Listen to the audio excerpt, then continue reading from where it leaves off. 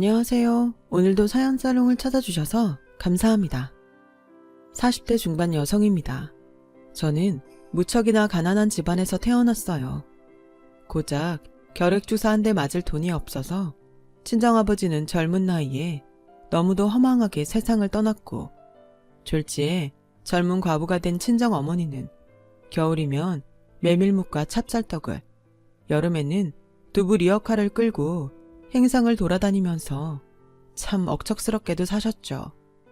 그러나 찢어질 듯한 가난의 그림자를 좀처럼 벗어날 수는 없었어요. 그때 제 나이가 한창 꽃답던 18. 갈수록 지쳐가는 친정어머니를 두고 볼 수 없었던 저는 다니고 있던 인문계 고등학교에 자퇴서를 냈어요. 동네 실업계 친구들을 따라 취업을 나가려고 했거든요. 하지만 이를 알게 된 친정어머니가 처음으로 회초리까지 들어가며 저를 뜯어 말리셨죠.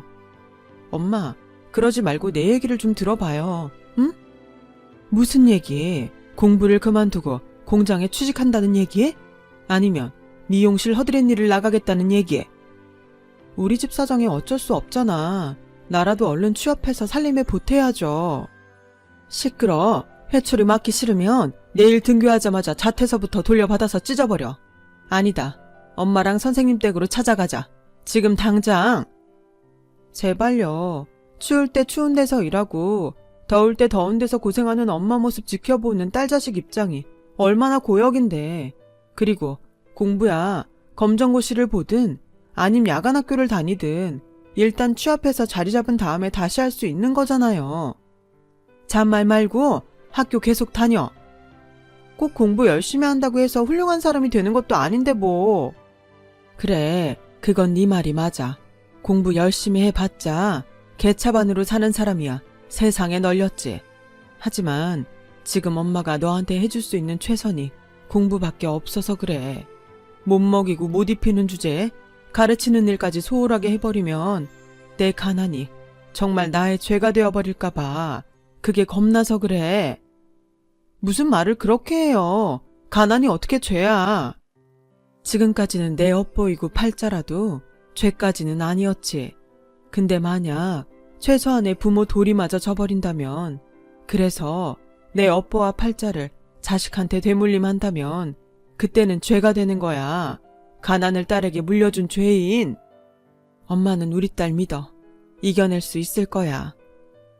친정어머니의 사랑 덕분에 크게 깨우친 저는 담임선생님에게 사정 해가며 자퇴를 취소했죠.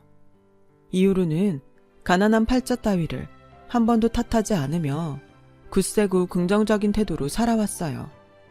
전기요금을 내지 못해 전기불이 끊길 때면 가로등 불빛에 의지해 공부했고, 전액 장학금을 받고 대학교에 입학할 수 있었어요. 대학생 시절에는 과외 학생네 집에서 차려주는 토스트 간식으로 하루 딱 한 끼, 한 번 끼니를 때우면서도 꿈을 향해 노력했습니다. 그 결과 큰 병원 간호사가 되는 데 성공했죠.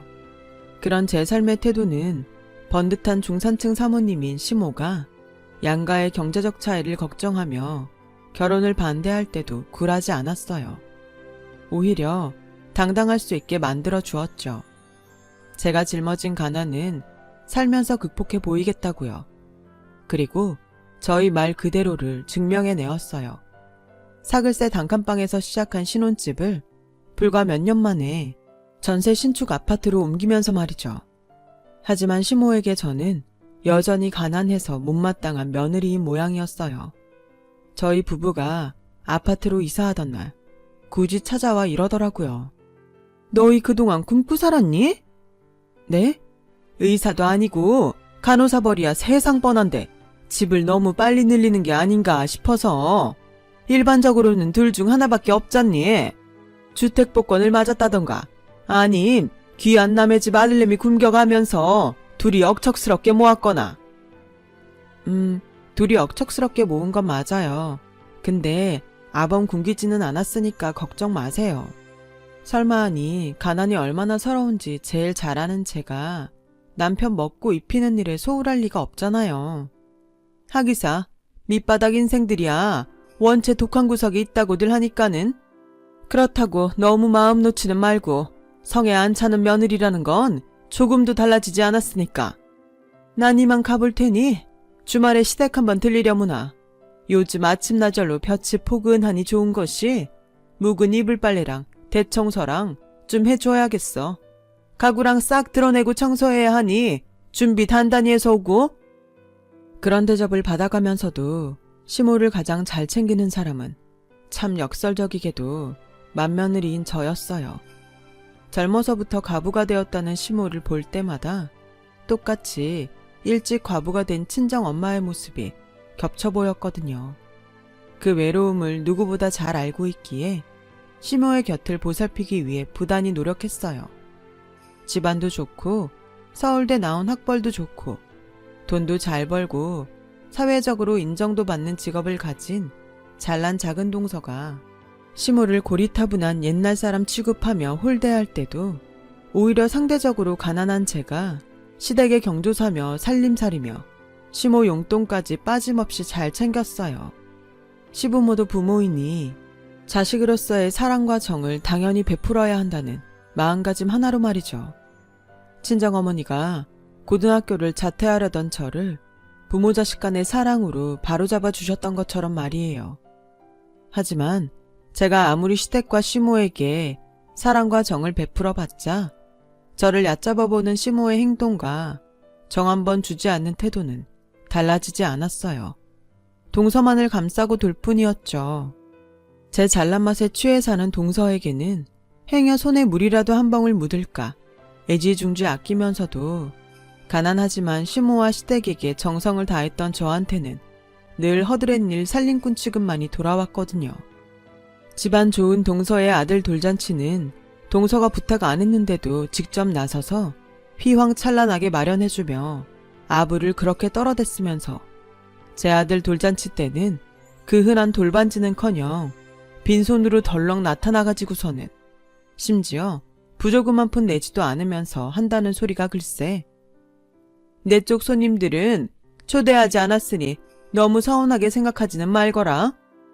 그게 무슨 말씀이세요? 솔직히 그렇지 않니?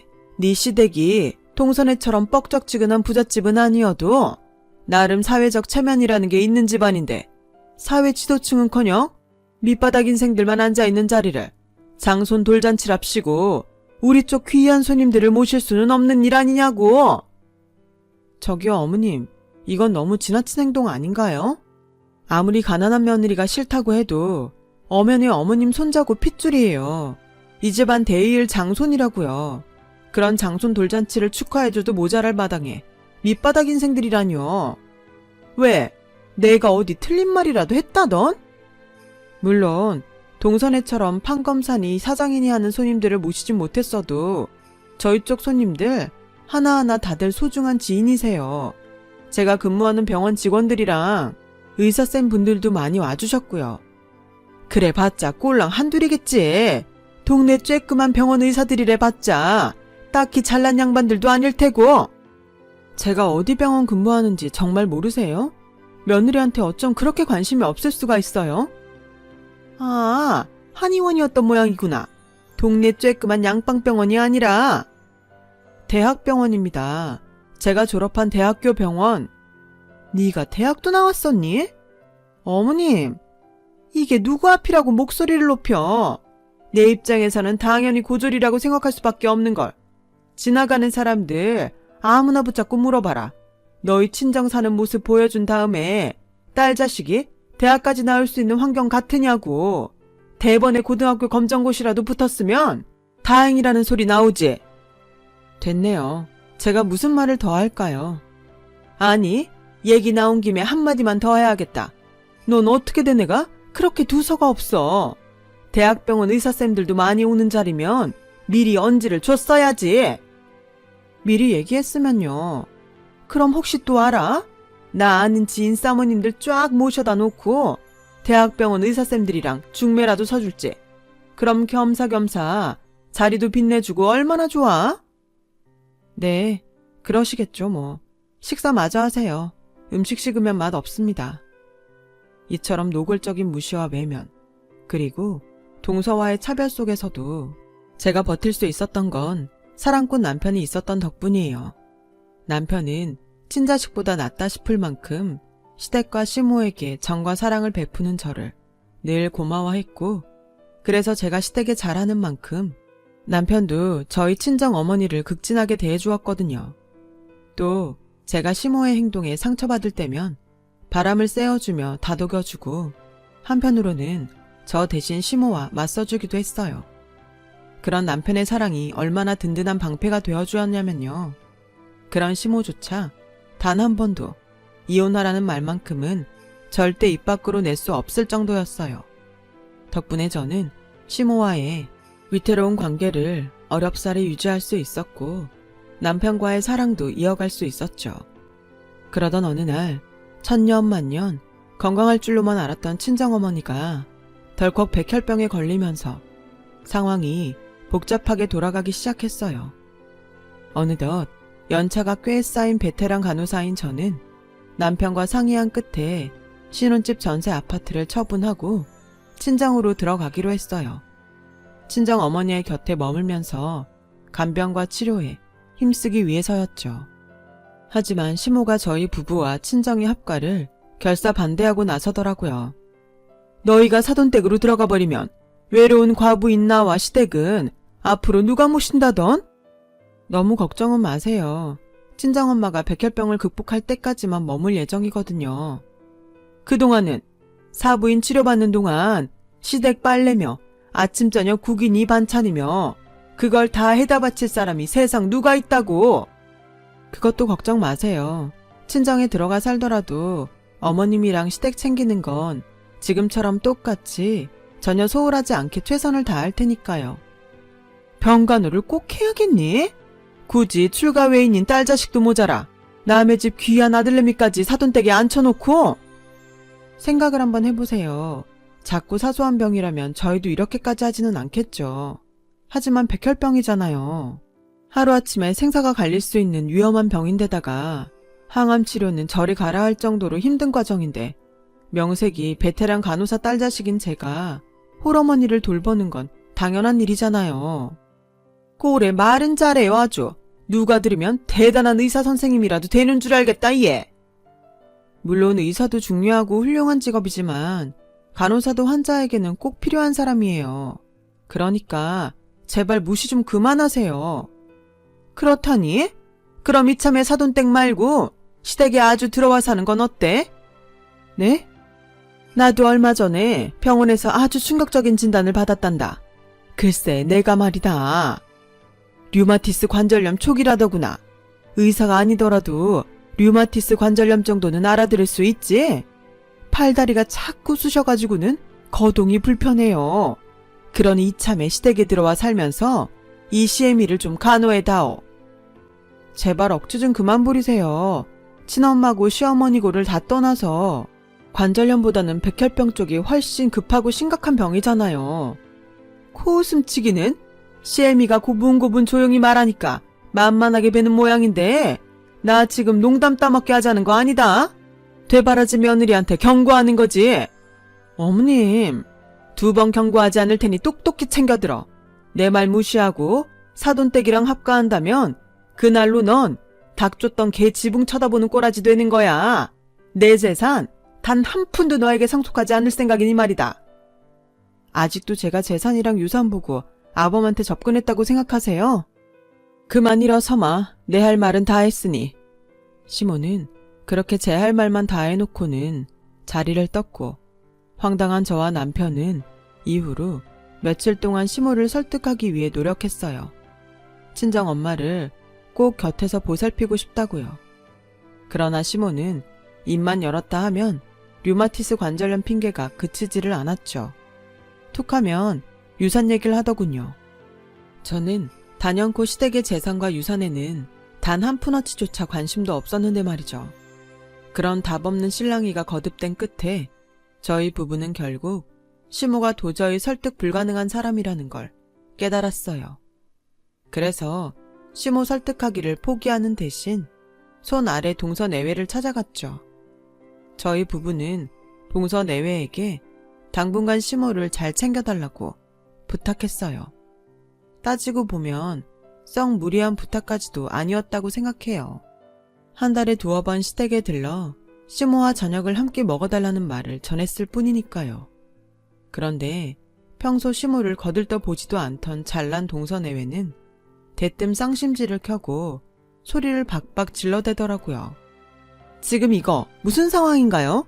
조선시대 시집살이 뭐 그런 건가요? 내 말은 그런 뜻이 아니라 어머님이 혼자 적적해 하실까봐 그게 마음에 걸려서. 그거나 뭐가 달라. 결국 맞잖아요, 시집살이. 일단 진정하고, 응? 아, 동서. 내가 지금 진정하게 생겼어요? 한창 예쁘고 젊은 나이에 이 좋은 능력까지 썩혀가면서 졸지에 시댁 파출부로 뼈 빠지게 고생만 하다 늙어 죽게 생겼는데. 그럴 일 없어. 친정 엄마 치료만 마치면 내가 다시. 이봐요, 형님. 그렇게 안 봤는데 사람 너무하네. 가난한 주제에 형님이랍시고 꼬박꼬박 대접해준 나한테 이러면 안 되는 거죠. 부잣집 딸내미에 잘 배우고 직업 좋으면 뭐해. 인성이 개차반인데 어디 가서 그런 행동 보이고 그러지 마. 격 떨어지는 졸부소리 들어. 저와 남편은 동서내외에게 인간적인 실망만을 품은 채로 돌아섰고, 그날 밤 도착한 동서의 문자 메시지에 또 한 번 크게 분노하고야 말았어요. 저 대신 당분간 시모를 보살피는 조건으로 무슨 견적서를 보내왔더라고요. 딴에는 능력 좋은 고급 인력이랍시고 비싼 인건비를 책정해놓고는 다달이 수백만 원에 달하는 비용을 요구하겠다는 견적서였어요. 뒤이어 도착한 문자 메시지는 더 기가 막혔죠. 저희 부부 형편에 수백만 원 인건비를 지불할 수 없을 테니 그걸 받지 않는 대신 유산 전부를 자기들이 가져가겠다더군요. 이놈의 시댁 식구라는 양반들은 입만 열었다 하면 돈 얘기밖에 할 말이 없는 건지 참. 당연히 저희 부부는 고민에 빠져들었어요. 다만 유산을 동서내외에게 전부 빼앗기지는 않을까 하는 우려는 결코 아니었어요. 벌써부터 돈을 들먹이는 동서내외가 시모를 제대로 모시지 않을 것이 뻔해서 걱정일 뿐이었죠. 그렇게 동서내외를 단념하게 된 저와 남편은 딱히 다른 대안을 찾을 수도 없었죠. 그러는 사이 친정 어머니의 상태가 악화되어서 골수이식을 받아야 하는 상황에 처하게 되었어요.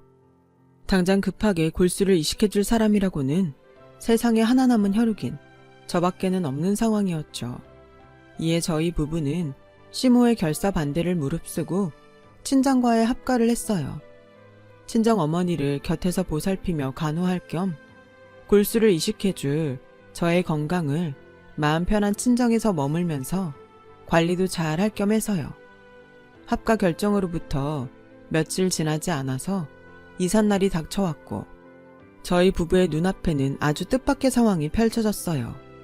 줄곧 합가를 결사 반대해왔던 시모가 갑자기 무슨 생각인지 덜컥 나타나서는 이삿짐을 열심히 나르는 게 아니겠어요? 저에게 생전 10원 한 장 쓰는 법 없던 사람이 짜장면 곱빼기에 탕수육까지 손수 사먹이면서요. 그런 시모를 바라보는 저희 부부의 심정은 불안 반 걱정 반이었죠.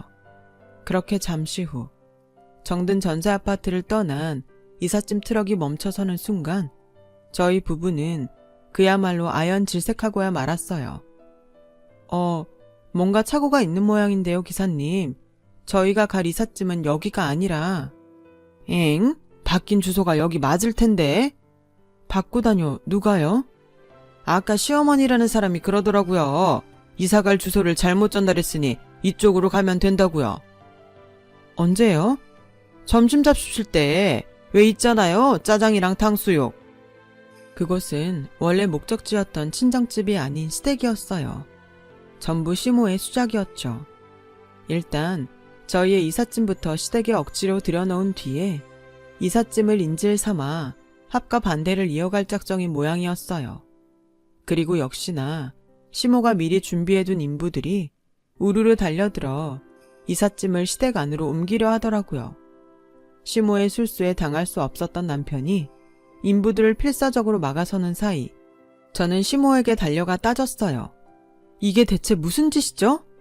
목소리 낮춰. 동네 사람들이 지켜보고 있어. 왜요? 또 그놈의 체면 때문에요? 쪽팔린 줄 아는 사람이 이런 치사한 짓을 벌이나요?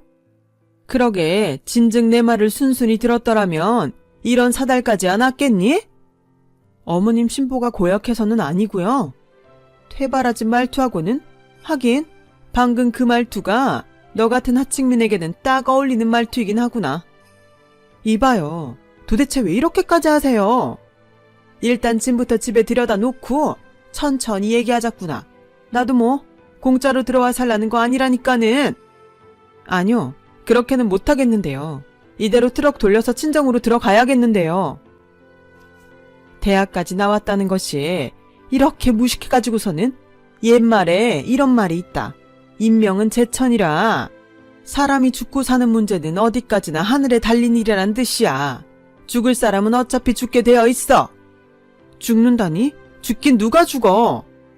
부정해도 소용없다. 사부인은 하늘이 점주해준 죽음에 가까워졌을 뿐이야. 인간이 어떻게 되돌릴 수 있는 노릇이 아닐 뿐이고. 그러니 곧 저승길 떠날 사부인보다는 부질없는 병간호에 남의 집 귀한 아들내미 인생까지 송두리째 낭비하는 것보다는 남들은 못 받아서 안달인 그 유산, 그 큰 돈을 턱하니 안겨줄 내 쪽을 택하는 것이 경제적이고 합리적이지? 말 다 했어요? 혹시 더 할 말 남아있으면 지금 빼먹지 말고 다 해요. 지금이 마지막이 될 것 같으니까.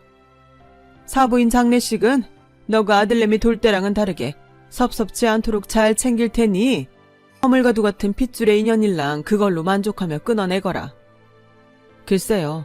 그런 사악한 말 같은 건 굳이 안 해도 어차피 끊어질 인연 같은데.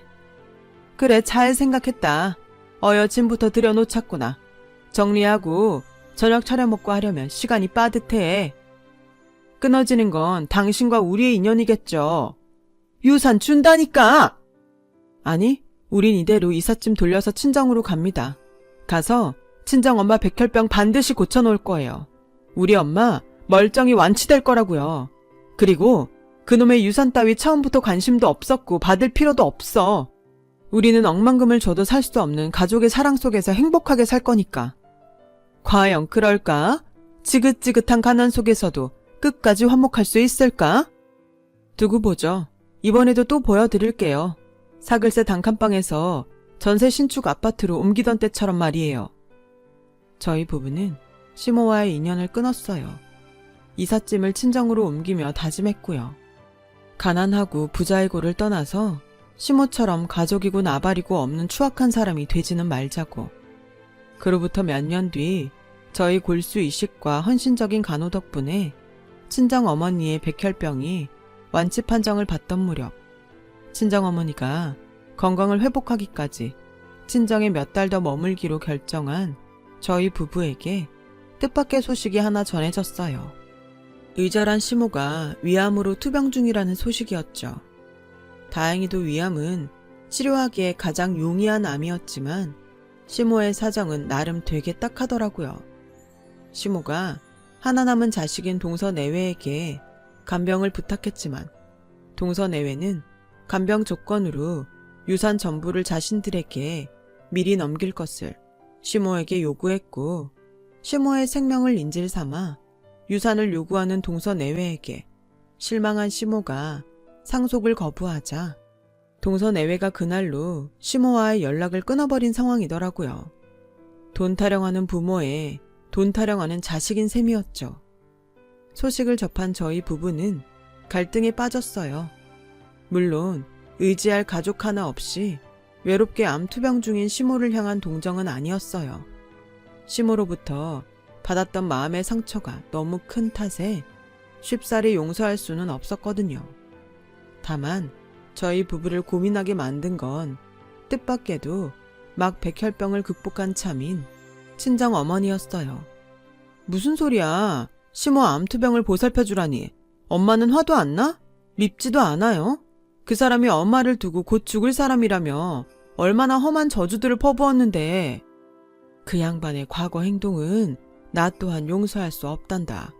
나부터가 용서하지를 못했는데 너희에게 너그럽게 받아주라고 할 수 있는 노릇도 아니고. 그럼 됐어. 내 얘기 조금만 더 들어. 용서 못하겠다며. 용서하라고 할 수 있는 노릇도 아니라며. 근데 무슨 얘기를 더? 엄마는 다만 내 딸, 내 사위가 그 양반이랑 똑같은 사람이 되는 걸 바라지 않을 뿐이야. 혼자 외롭게 암투병을 하도록 내버려 둔다면 너희도 결국 그 양반이랑 똑같은 사람이 되는 것 같아서 그게 걱정스럽고 속상할 뿐이야. 그러니 아무리 밉더라도 사람으로서 최소한의 도리는 해주었으면 좋겠어. 도리할 만큼 다 한 다음에 계속 미워할 땐 그때 가서 미워하더라도 말이야. 좋아요. 그럽시다. 시모 암투병 우리가 보살펴 보겠다고요. 그래. 고맙다. 고마워. 엄마 지금 울어? 아니 왜? 엄마가 고마울 일이 뭐가 있다고. 내가 우리 딸한테 물려주고 싶지 않았던 진짜 가난이 뭔 줄 아니? 물질적인 가난이 아니라 마음의 가난이었어. 마음이 풍족한 딸로 자라줘서 고마워. 그동안 평생 노력한 보람이 있구나. 엄마는 이제 평생 꿈 다 이루었어. 저희 부부가 시모의 간병을 받아들이자 친정엄마는 평생 짊어져 왔던 가난의 서름을 마침내 떨쳐내었어요. 딸 자식 흠없고 반듯하게 잘 키워내었으니 부모로서는 더 바랄 것 없는 법이라면서요. 며칠 뒤 저희 부부는 친정 어머니의 배웅을 받으며 친정을 떠나 시댁으로 들어갔고 시모의 암투병 간병을 시작했어요. 그런 저와 남편이 시모에게 단 한 가지 기대하는 점이 있었다면 시모가 저에게 베푼 적 없었던 부모 자식 간의 사랑, 가족의 정, 그거 딱 하나뿐이었죠. 과거의 잘못을 진정 뉘우치고 반성하는 모습 하나면 좋겠어요. 오래지 않아 시모의 병은 완치되었어요. 위암이 치료가 가장 용이한 암이라지만 엄연히 항암 치료와 수술이었으니만큼 대단히 힘든 과정이었죠. 그 과정 내내 저희 부부는 최대한 시모를 보살폈고 그래서 시모의 완치에는 저희 부부의 노력이 뒷받침된 셈이에요. 하지만 치료된 병은 오직 육체적인 병, 고작 위암 하나에 불과할 뿐이었죠. 시모가 앓고 있던 진짜 병인 그놈의 돈타령병은 끝끝내 낫지를 않더라고요. 고맙구나. 내가 오죽이나 미웠을 텐데 이 보답을 어떻게 다 하지? 글쎄요. 앞으로 살면서 지난 잘못들을 다시 하진 않으셨으면 해요. 그래. 내가 너와 사부인한테 잘못한 게 있다면야 돈으로 갚아주지. 네? 간병에 대한 보답도 할 겸 어차피 둘째 아들 내외랑은 연락도 끊겼겠다. 너희 부부를 내 유산의 유일한 상속자로 지정해주마. 대신 앞으로 평생 시댁에 눌러 살아. 예전처럼 청소도 하고 밥도 챙기고. 난 워낙에 귀하게 자라서 살림살이 잘 못하잖니. 표정이 왜 그렇다던? 그게 얼마나 많은 돈인데 좋아서 방방 뛰어도 모자랄 판국에? 하나도 안 변했네요. 아프기 전이나 지금이나. 그렇게 시애미를 못 믿겠니? 어떻게 이 자리에서 유서라도 써주랴? 변호사를 불러다가 공증이라도 받으랴? 그러면 믿음이 가겠어? 그날 저희 부부는 시댁을 미련 없이 떠났어요. 외로운 당신 곁에 부모 자식으로 머물러 달라고 부탁했다면 그렇게 했을 거예요. 어긋나 버렸던 우리와 당신 사이를 되돌려 놓기 위해 필요한 건 유산 같은 돈이 아니라 부모 자식 사이의 사랑과 정이었으니까요. 지난 잘못을 진심으로 뉘우치고 반성하는 인간다운 모습이었으니까. 그런데 어머님은 끝까지 돈이었죠. 그래서 이제 당신을 완전히 포기하려고요. 당신은 세상에 돈보다 중요한 것이 있다는 걸 평생 깨닫지 못할 테니까. 누구처럼 중리산이하는 저주 같은 건 퍼붓지 않을게요. 굳이 그러지 않아도 앞으로 어떤 삶이 남아있을지 뻔히 보이거든요. 이후 저희 부부는 친정 어머니의 건강을 극진하게 챙기며 열심히 살고 있어요. 친정 어머니가 비록 백혈병 완치 판정을 받기는 했었지만 투명 생활 내내 건강이 많이 상해 있었던 데다가 이제는 나이도 많이 잡수셨거든요. 물론 저희 부부의 사랑 덕분에 하루하루 부쩍 건강해지고 있는 중이기도 해요. 반면 시모는 결국 자식 하나 없이 외롭게 늙어가는 처지가 되었어요. 가뜩이나 유산 다툼으로 인해서 시모와 연락 끊고 살던 동서 내외가 시댁의 유일한 상속자로 저희 부부를 지정하려고 했던 시모의 소식을 듣고 냅다 쳐들어오더니 아주 호적까지 파서 나가버릴 기세로 깽판을 쳤다더라고요. 당연히 그들과의 관계는 완전히 박살이 나버렸고요. 정작 저희 부부는 그 유산에는 여전히 눈꼽만큼도 관심 없는데 말이죠. 암튼 그래서 시모에게 남은 앞날이라고는 비록 돈은 많지만 어깨 기댈 가족 하나 없이 쓸쓸한 노후가 고작이에요. 억만금보다 훨씬 가치 있고 소중한 가족의 정과 사랑 속에서 지금껏 행복해왔고 앞으로도 영원히 행복할 저와 남편과는 다르게요. 돈이 최고인 것 같지만 그것도 아닌 것이 인생 같습니다. 곁에 있는 소중한 인연들과 가족들에게 고마워하면서 살아가렵니다. 긴 이야기 들어주셔서 감사해요. 모든 분들께 항상 건강과 행복이 함께하길 바라겠습니다. 여러분, 사연 댓글에 응원과 현명한 조언 부탁드려요. 좋아요와 구독은 저에게 큰 힘이 됩니다. 오늘도 좋은 일 가득하세요.